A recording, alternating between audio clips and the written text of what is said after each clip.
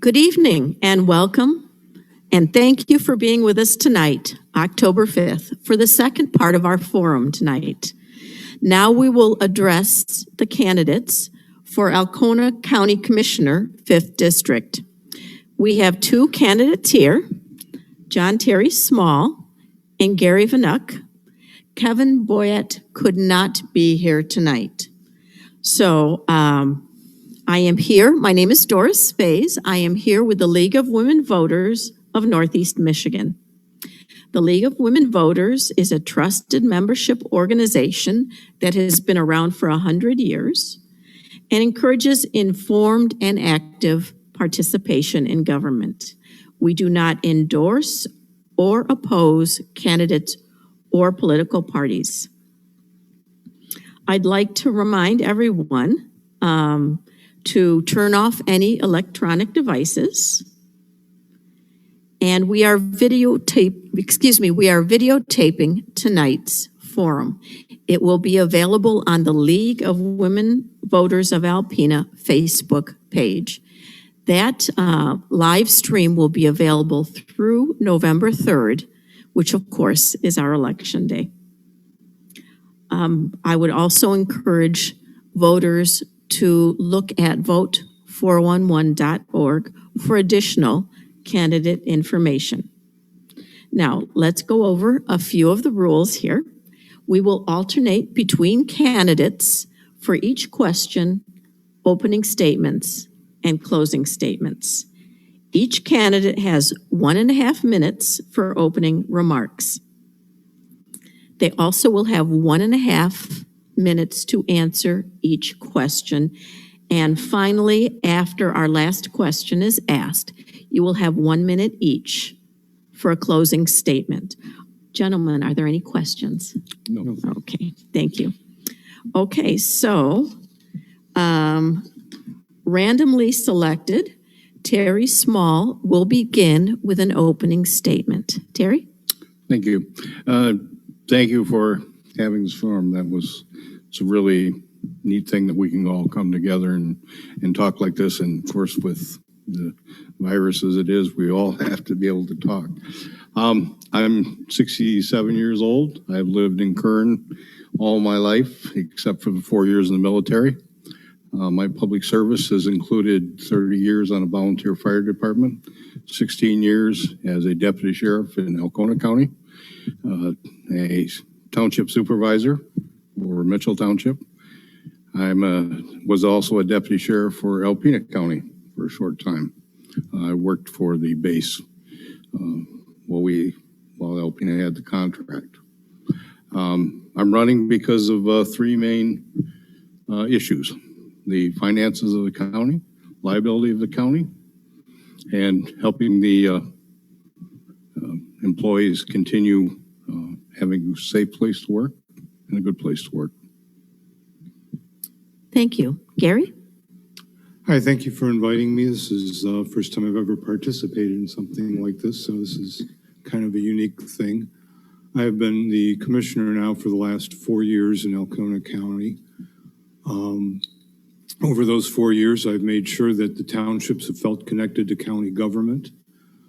I have tried to help as far as them getting their federal PILT payments, which this year the county wound up taking, to help support itself.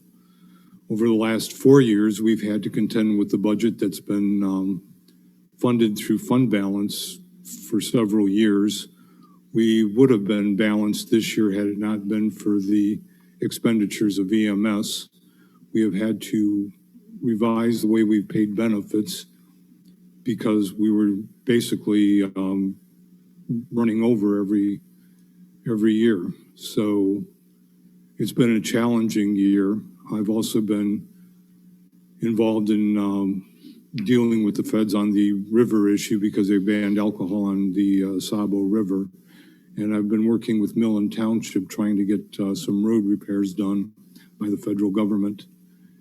And basically, I would just want to continue doing what I've been doing to help support the townships that I serve and the one I live in. Thank you. Thank you. Gary, we will address the first question to you. What is the most pressing issue of your county? Currently, the biggest pressing issue has been the budget. We've worked many years just to bring it down. The other pressing issue we've had is getting through this COVID-19 situation. Basically, we've been dealing with trying to figure out how to safely operate. The other problem has been trying to figure out how to pay salaries, because we've had to wind up closing down the building and opening up for very short times, trying to limit contact. But I'm beginning to think that some of that's just been overdone as of lately. We have been able to operate. Alcona has been operating with very few COVID cases, and we have had people coming in the building. So things in that nature are starting to turn around, but the biggest problem is just staying on course to keep the budget where it's at. If revenue sharing goes up this year, we should be doing very well.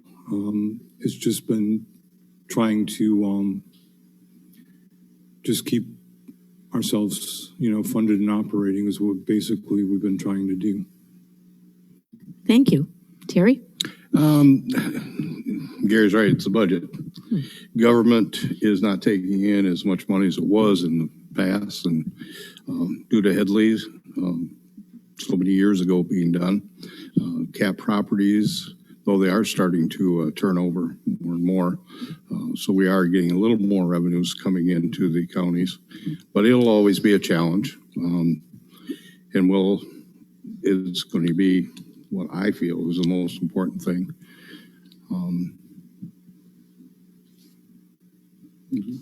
I'm good. Okay, thank you.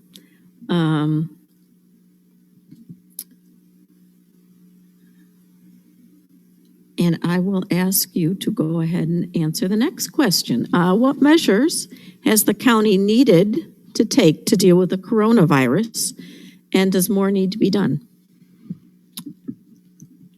Well, what the county was basically doing was per the government the governor's shutdown, they closed the building. They did have it open for phone calls and things like that.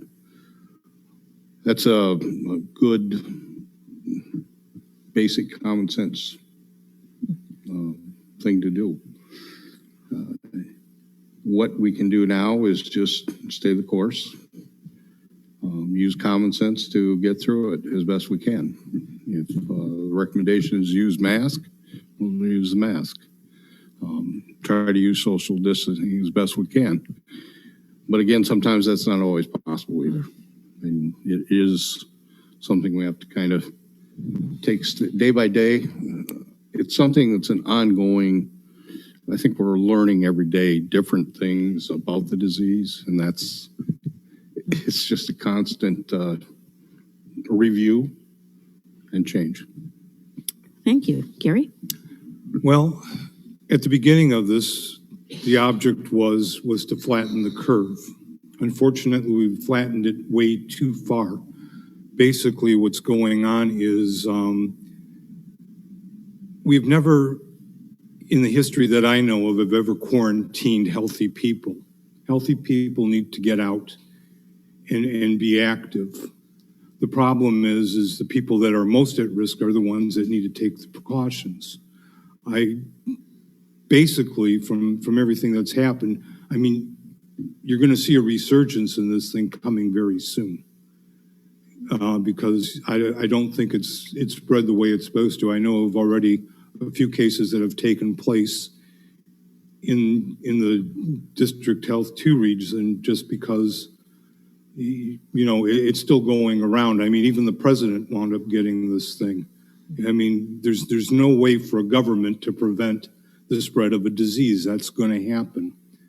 The thing is not to overwhelm the system and to get through the epidemic, in a way where you can develop herd immunities. That, to me, this has gone just a little bit too far, and the governor has been doing all these mandates without the legislation. Well, that's already been brought to a head this week. Thank you. And I will ask you to answer the next question first. What budget concerns do you have for EMS expenditures? Well, I know that the budgets went over this year with the EMS. The problem is if you're going to have an effective running EMS system, you need the proper equipment to do it. Normally, I would have objected to increasing the EMS budget, but you're, paying for their needs. But it's like you got to have the ambulances, and the ones we had were just falling apart. I know that over the next 2 years, it's going to have to be more tightly controlled as far as the spending of EMS. Other than that, he's been trying to, work with a system that's been the way it's been for the last several years. Terry? Would you repeat that question? I sure would. Thank you. What budget concerns do you have for EMS expenditures? Well, I think the expenditures that you have to kind of look at the budget itself, and of course, Gary has a little bit of advantage over me because he's already on the board and he sees that. My experiences over the years with the fire departments and working with EMS like that, the main thing is to give them the money that they need to work with. Okay, at the same time, there's negotiations for wages and that sort of thing. You just can't give them a director a wide open check. You've got to make sure that they stay within their budget and don't overgo it. That's what I'm mostly concerned about, is that they stay within their budgets, all department heads, so that we don't get into a situation where we are out of budget. Thank you. And I will ask you to respond first to the next question. What are your views on the work share program for the county employees? I guess I'd have to ask, work share program, are you talking about prisoners working outside of the jail, or? I'll be honest with you, I was given this question, so I was hoping Work you would share. be able to enlighten us about it. I'm not that familiar with it. If you're talking about prisoner releases or that sort of thing, It says for county employees. for county employees, work release. I'm going to play, I don't know. Okay. I'm just not familiar with that at all. Gary? The work share program was instituted. It was supposed to lighten the burden, like in the case of what's been going on with the COVID thing. We were taking and paying so much of their salary, reducing their hours, and then the federal and state governments were picking up the cost of that. Plus, this is where also that $600 a week that people were getting paid to stay home.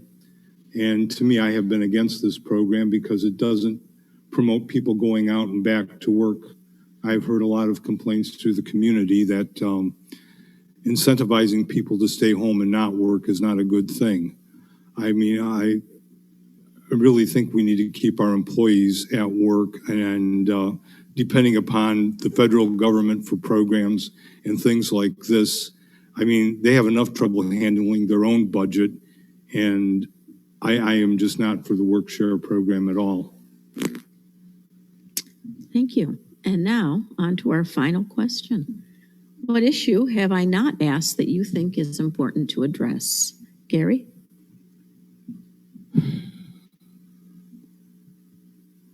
I think the only issue that really needs to be addressed is what is the purpose of government? Government was not meant to support people.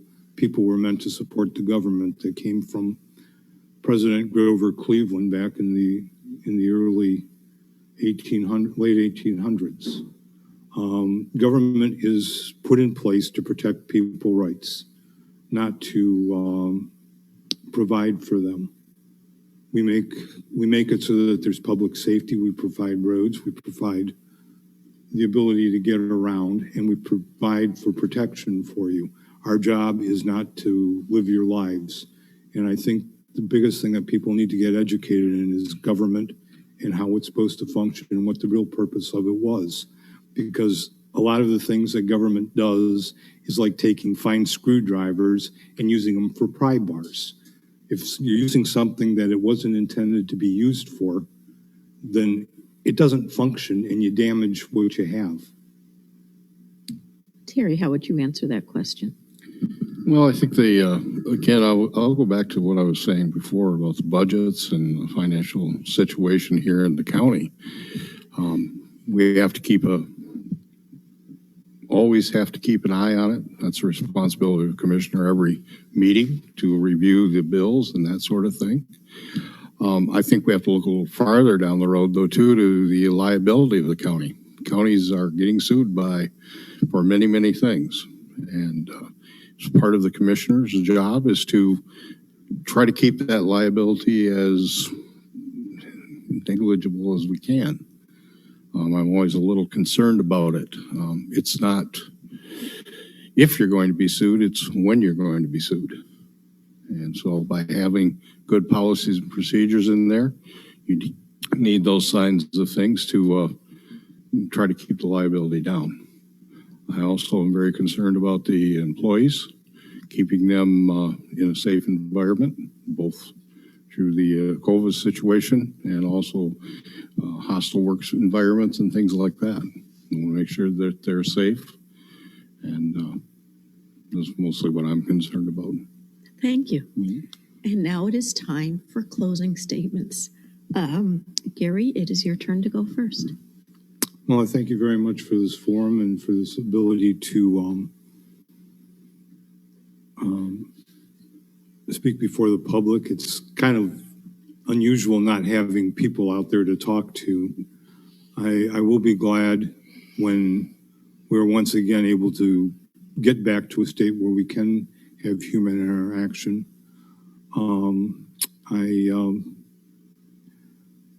I'm just hoping that to continue the job that I've been doing for the last 4 years, and if not, I'm good with that too. It's the people's choice, and I will live with their decision.